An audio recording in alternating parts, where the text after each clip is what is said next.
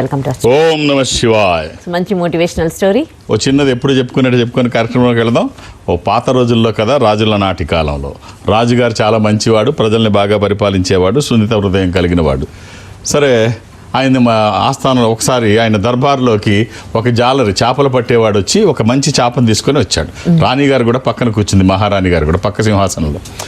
ఇక్కడ ఈయన కూర్చొని ఉండగా దర్బార్లో అందరూ చూస్తుండగా, మహారాజా తమరి కోసం ఈ చేపను తీసుకొచ్చాను, ఇది ఒక అద్భుతమైన చేప, చూడండి ఎలా ఉందో.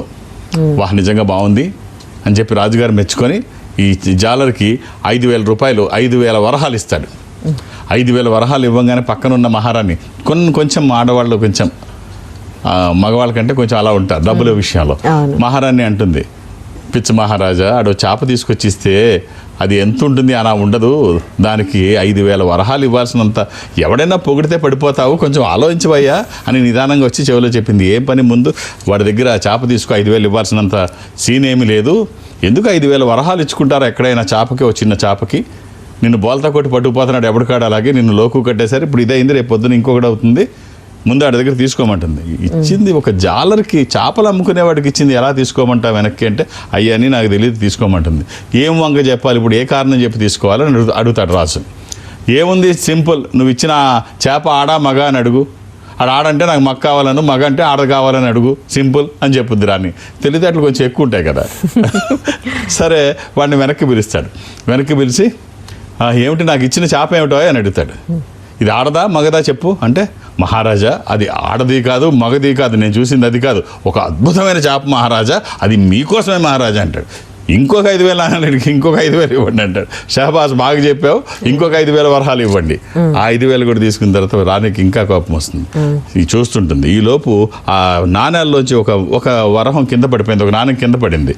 ఈ చేపలు పట్టేవాడు నెతుక్కుంటుంటాడు, ఎక్కడుంది దానికోసం దేవులాడుతుంటే నెతుకుతుంటే, అప్పుడు రాణి అంటుంది, చూసారా మహారాజా, వాడికి 10,000 వరహాలు ఇచ్చారు, ఇంకా ఒక్కటి పడితే దానికోసం ఎదవెడిపోయి ఏడుస్తున్నాడు, వాడిని ఎత్తుక్కుంటున్నాడు, పిసినాతనం వాడిను, ఇలాంటి ఎదవలకి ఇలా వేలాది వేలు ఇచ్చి పాడు చేస్తున్నారు మీరు అని చెప్పేసి అంటే, అప్పుడు అడుగుతాడు రాజు, ఏమయ్యా 10,000 వరహాలు ఇచ్చాను, నువ్వు 3 తరాలు కూర్చున్నా తరగనంత డబ్బు ఉంది, దేనికి ఒకటి పడితే దానికోసం ఇంతసేపు సమయం వేస్ట్ చేస్తావు, ఇక్కడ వృధా చేస్తావు అని చెప్పి అడిగితే, అది కాదు మహారాజా, ఇప్పుడు దీని మీద మీ ముద్ర ఉంటుంది, మీ ముఖం ఉంటుంది, అది కింద పడింది, వాడు వీడు కాళ్ళతో తొక్కితే, ఇంత గొప్ప మహారాజు, నాకు దేవుడు, నాకు అన్నీ పెట్టిన ఆయన ఎవరన్నా తొక్కితే నేను చూస్తూ ఎలా ఊరుకుంటాను మహారాజా, నా కళ్ళ ముందు ఇలా జరగడానికి వీల్లేదు, అది దొరికేదాకా వెళ్ళను, వీడికి ఇంకొక 5,000 వరహాలు ఇవ్వండి.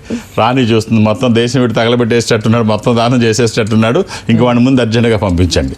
ఈ కథ కట్ చేస్తే మనకి ఏం తెలియజేస్తుందంటే, సో నాలెడ్జ్ కన్నా ఉండాల్సింది లౌక్యం. గుమ్మడికాయ అంత నాలెడ్జ్ ఉన్నా ఆవగింజంత లౌక్యం ఉంటే ఎక్కడైనా బతికేవచ్చు. ఇంకొక విషయం ఏం తెలియజేస్తుందంటే, నువ్వు ఎవరిని తక్కువగా అంచనా వేయకు. వాడు చేపలు పట్టేవాడో లేకపోతే పాలిష్ చేసేవాడో ఇంకోటిని ఎవరిని తక్కువ అంచనా వేయకు.